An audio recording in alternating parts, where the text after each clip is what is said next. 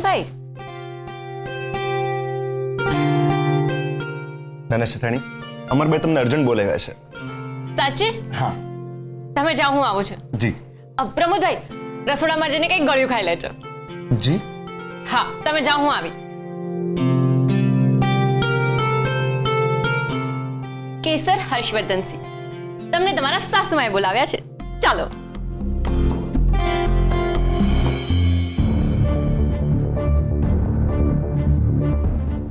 સાસુમા, તમે તમારા જન્મ વિશે અમને ખોટી જાણકારી આપી હતી.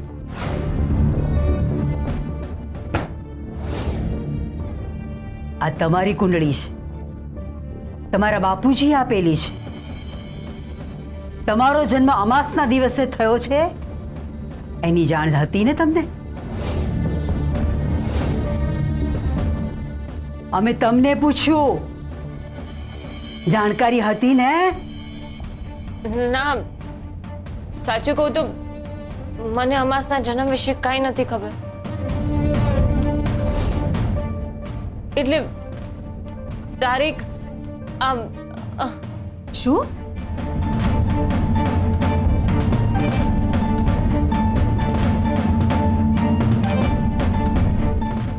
તમને તમારા જન્મ વિશે કાંઈ નથી ખબર? બા, આમને ખબર ના હોય એવું બની જ ના શકે ને. એમને ખબર જ હશે. એટલે જ અમે જ્યારે એમની પાસે કુંડળી માંગવા ગયા ત્યારે એમણે કહ્યું કે અમારી કુંડળી ખોવાઈ ગઈ છે. ઘરવાળાઓએ એ જ શીખવાડીને મોકલ્યા હશે. આ તો અમે એમના ડેડી ઉપર દબાણ આપ્યું ત્યારે એમણે બીજી કુંડળી આપી ને સત્ય બહાર આવ્યું. બાકી આપણને તો આ લોકોએ અંધારામાં જ રાખ્યા હોત ને. બા, અમે તો કહીએ છીએ કે તમે... એક મિનિટ વેદિકા વહુ, અમને તમારા જન્મ વિશે આ રીતે જાણકારી થઈ એ પહેલા તમારે અમને કહેવું જોઈતું હતું. લગ્ન અચાનક થઈ ગયા, સમય ના મળ્યો અમને. આવા 1000 કારણો તમે આપી શક્યા હોત, પણ ખાનદાની માણસે સામેવાળાને અડચણ ઊભી થાય એવી બાબતે સ્પષ્ટતા કરી લેવી જોઈએ. અને આ વણ લખ્યો નિયમ છે. તમારા બાપુજી લખાણમાં તો માનતા નથી, તો પછી કુંડળીની તો વાત જ ક્યાં કરવાની? અને તમે તમારા બાપુજી કરતા પણ 2 ડગલા આગળ વધી ગયા. તમારી પાસે કુંડળી હતી છતાં પણ તમે આ બાબતે અમને જાણ સુદ્ધા પણ ના કરી. સાચે જ તમારી કુંડળી ખોવાઈ ગઈ હતી કે પછી ક્યાંક સાસુમા એ શનિ દોષ, પિતૃ દોષ, પ્રેત દોષ અને તમારી કુંડળીમાં અમાસનો દોષ છે?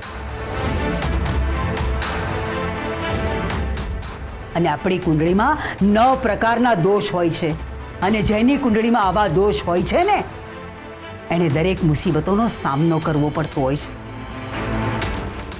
અને એની સાથે ઘરની વ્યક્તિઓએ પણ દુઃખ ભોગવવું પડતું હોય છે. સમજાય છે અમે શું કહી રહ્યા છીએ તે? તમારા આ દોષના લીધે અમારો દીકરો હર્ષ એટલે કે તમારા પતિ પર પણ મુસીબત આવી શકે છે. આનો વિચાર કર્યો કે નહીં? ઘરવાળાઓનું તો છોડો, પણ તમને તમારા પતિનું સ્વાસ્થ્ય અને જીવન વિશે પણ વિચાર ના આવ્યો?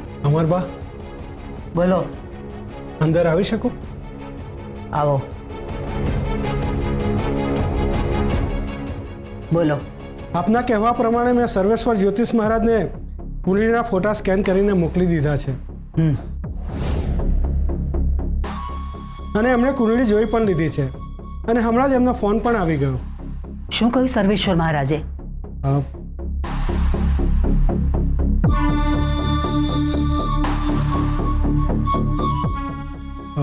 અમરબા,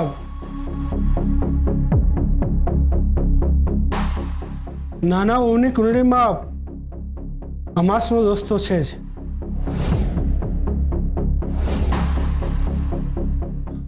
એટલે જ આપણે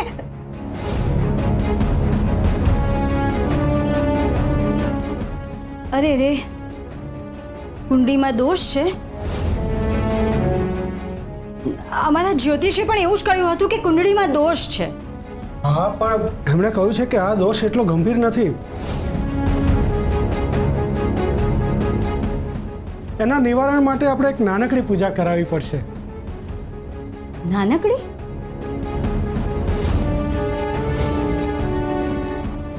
બા, આટલો મોટો દોષ છે ને ખાલી નાનકડી પૂજા? કાકા, આપણે સમજીએ છીએ ને એટલો નાનો દોષ નથી. અમારા અરુણ મહારાજે તો કુંડળી જોઈને માથું જ પકડી લીધું હતું. કહ્યું કે આ છોકરીને ક્યાંથી લઈ આવ્યા છો? વેદિકા વહુ, અમારા માટે સર્વેશ્વર મહારાજના શબ્દો સાબુત છે. પણ બા, કુંડળીમાં બહુ મોટો દોષ છે, એ ગંભીર છે અને એની ઉપર આપણે ધ્યાન આપવું જોઈએ ને. અમાસનો જન્મ છે, એનું નિવારણ તો કરવું જોઈશે ને. કઈ જગ્યાએ પૂજા કરાવીશું? રાજકોટ, દ્વારકા, ચાણોદ કે પછી કાશી? અરે હા બા, એ કાશી જ ગયા છે. અમે એમને ફોન કરીને કહી દઈએ કે એ ત્યાં જ રોકાય. વેદિકા ભાભી, આના માટે ક્યાંય જવાની જરૂર નથી. એમણે કહ્યું કે આ પૂજા આપણે ઘરમાં પણ કરી શકીએ છીએ. દશરથભાઈ, આ વાત બહુ સારી કહેવાય. તમે મહારાજને મળીને નક્કી કરી લો કે પૂજા ક્યાં અને કેવી રીતે કરવાની છે. જી. અમારે અમારા ઘરમાં કોઈનો અપશુકન્યાળ પડછાયો નથી પાડવા દેવો. તમે તો મોડાવાના હતા ને? આપણા તો તમારો ઘરવાળો ઘરે ન હતો એટલે થયું કે હાલો તમને મળતો જાઉં, એટલે ભૂગો અડિયું કરતો. એ બળદિયા, ખબર છે મારો ઘરવાળો પોલીસમાં છે. જો એને ખબર પડશે ને કે તું મને હેરાન કરે છે તો સીધો જ જેલમાં પૂરી દેશે. એમ? પણ રાણી સાહેબા, અમે તો ક્યારનાય તમારા મન મંદિરની જેલમાં બંધ થઈ ગયા છીએ. એટલે તમારા ઘરવાળાને કહી દેજો કે અમે હાથે જન્મ તમારી હારે રહેવાના છે. બુકિંગ છે આપણું આ. જાઓ ને અહીંથી. અરે જાવ ને અહીંથી નહીં, આવ ને અહીંથી એમ કે.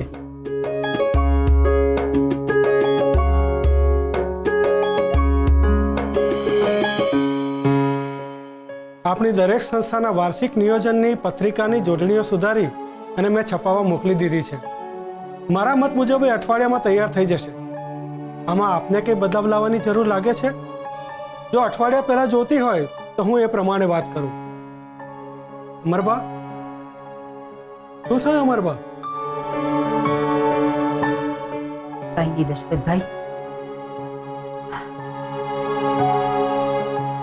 તમે જે કહ્યું એ અમે બધું સાંભળ્યું, પણ અમારા મનમાં કંઈક બીજું જ ચાલી રહ્યું હતું. બીજું એટલે કે કુંડળીના દોષ વિશે વિચારી રહ્યા છીએ. અચાનક ક્યાંથી નવા નવા બધા પ્રોબ્લેમ્સ ઊભા થઈ જાય છે. અમરબા, તમે જરાય ટેન્શન ના કરો. આપણે એક નાનકડી પૂજા કરાવી દઈશું એટલે કુંડળીના દોષનું નિવારણ આવી જશે. પછી શું કામ ચિંતા કરો છો? તમારી વાત બરોબર છે દશરથભાઈ, દોષોનું નિવારણ તો થઈ જશે, પણ બીજો કોઈ દોષ ઊભો નહીં થાય એની શું ખાતરી? સાચું કહું દશરથભાઈ, આ છોકરી અમને પહેલેથી જ નહોતી ગમતી. લગ્ન વખતે જે કંઈ થયું ને એમે લાચારીમાં અમે એના ને હર્ષવર્ધનના લગ્નની હા પાડી. પણ હવે અમને સમજાય છે કે અમે જાતે જ અમારા પગ ઉપર કુહાડી મારી છે અને આ ઘરને હંમેશને માટે અશાંતિ ભર્યા વાતાવરણમાં ધકેલી દીધું. અમરબા, આપની પરવાનગી હોય તો હું કંઈક કહેવા માંગુ છું. બોલો દશરથભાઈ, તમે બોલશો તો અમને કંઈક ગમશે. અમરબા, આપણો જન્મ પૂનમના દિવસે થાય કે અમાસના દિવસે એ આપણા હાથમાં નથી હોતું. અને કુંડળીમાં અમાસનો જન્મ દોષ છે, એના માટે નાના વહુને જવાબદાર ઠેરવવા મને યોગ્ય નથી લાગતું. અને એમના વર્તનથી તો મને નાના વહુ લાખોમાં એક લાગે છે. અને નાના શેઠ પણ એમની સાથે બહુ ખુશ છે. એમ? ખુશ છે? આવું તમને હર્ષવર્ધનસિંહે જાતે આવીને કહ્યું? ના ના એવું નથી,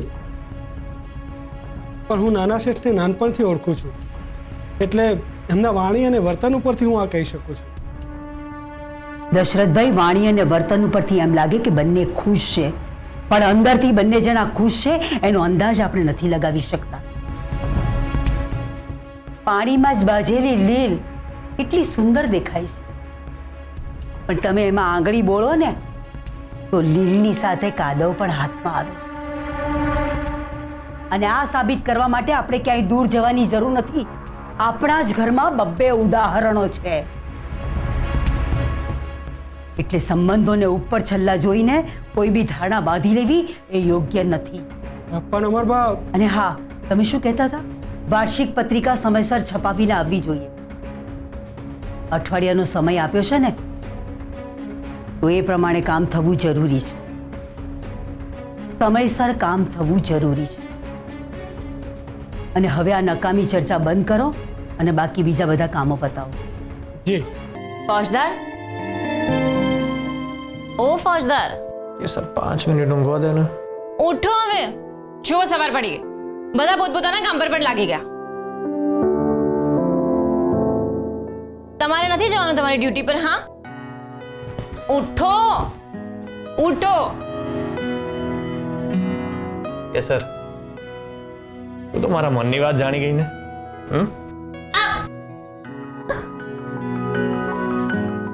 કે સર, મને આજે પોલીસ સ્ટેશનની નહીં પણ તારી ડ્યુટી કરવાનું મન થાય. ચાલ નહીં નથી જવું આજે તો, ડ્યુટી પર નથી જ જવું. અરે એ સર, વિચારું છું કે 1-2 દિવસની રજા મૂકી દઉં અને આપણે ક્યાંક ફરવા જતા રહીએ. શું કહે છે? ફિલ્મોમાં જેમ હીરો હિરોઈન બેકપેક કરીને પહાડ ઉપર ફરવા જતા રહે એવી રીતે. હા, એટલું ઈઝી નથી હોતું ને. આપણે બીજું ઘણું બધું વિચારવું પડે છે. એવું કોને કહ્યું? અરે, don't underestimate the power of your ફોજદાર.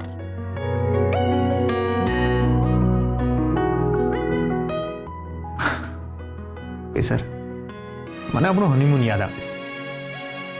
સરસ હતું ને, શોર્ટ એન્ડ સ્વીટ. તો ફરીથી જઈએ એવા જ એક હનીમૂન પર, short and sweet, second honeymoon. Idea તો સુપર છે, પણ સાસુમાને પૂછવું પડશે ને.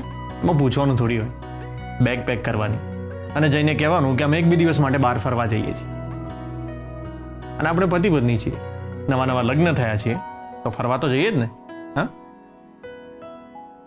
આમ તો સમજદાર છે, ના નહીં પાડે. એ વાત તો બરાબર છે, પણ પેલી દોષ નિવારણની પૂજા કરવાની છે ને, એકવાર નક્કી થઈ જાય પછી જઈએ તો સારું. 1 મિનિટ. દોષ નિવારણની પૂજા? કયા દોષ નિવારણની પૂજા? તમે આમ અચાનક આવી રીતે ના પૂછો. મને તમારી બીક લાગે છે, ધબકારા વધી જાય છે.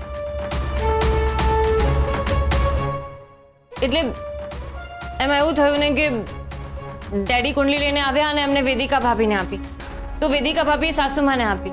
એટલે સાસુમાએ કોઈ જ્યોતિષ મહારાજને બતાવી, તો એમણે કહ્યું કે મારો જન્મ અમાસના દિવસે થયો છે, એટલે અમાસના દોષ નિવારણની પૂજા કરવી પડશે. પૂજા નાનકડી જ છે અને એમાં આપણે કંઈ કરવાનું પણ નથી.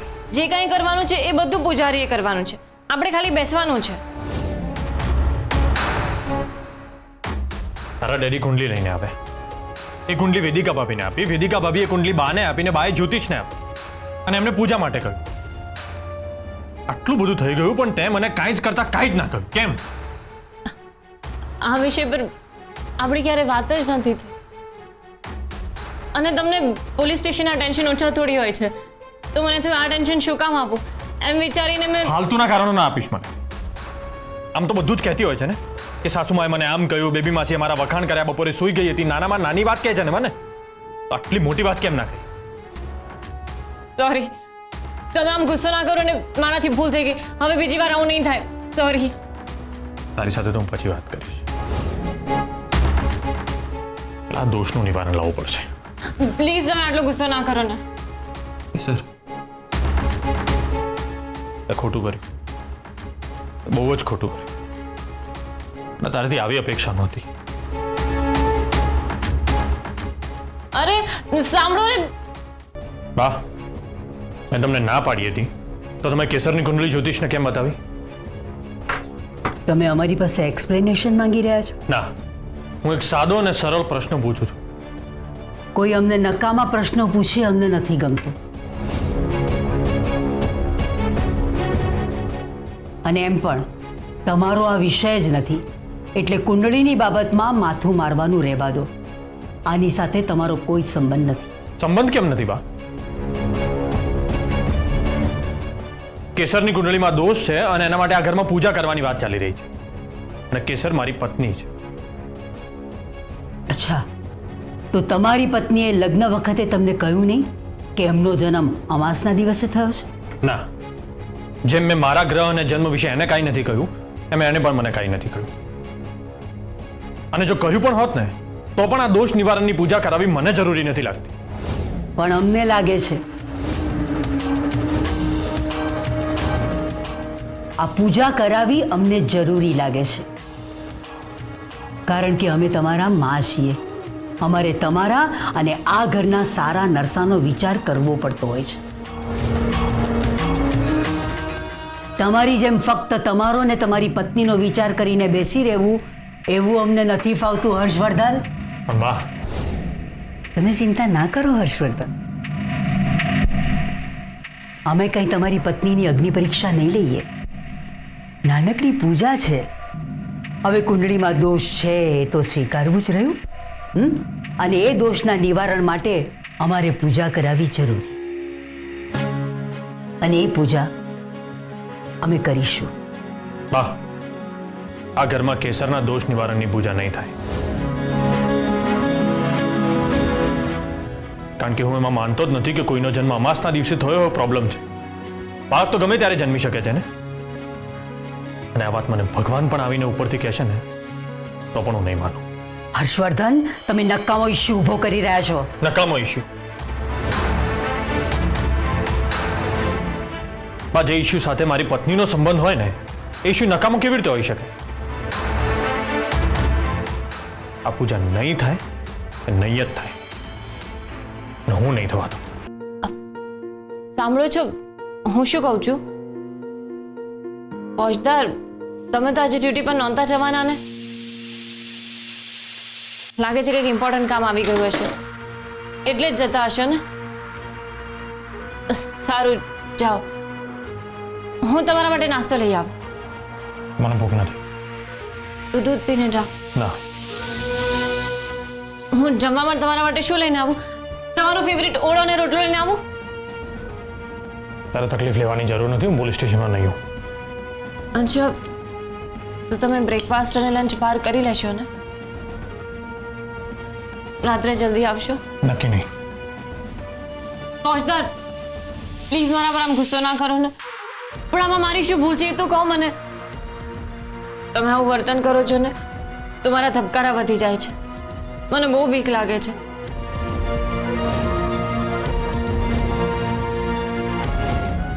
તને નથી લાગતું ને કે તારી કઈ ભૂલ છે? બસ તો પછી તારા ટેન્શન લઈને દુઃખી થવાની જરૂર નથી.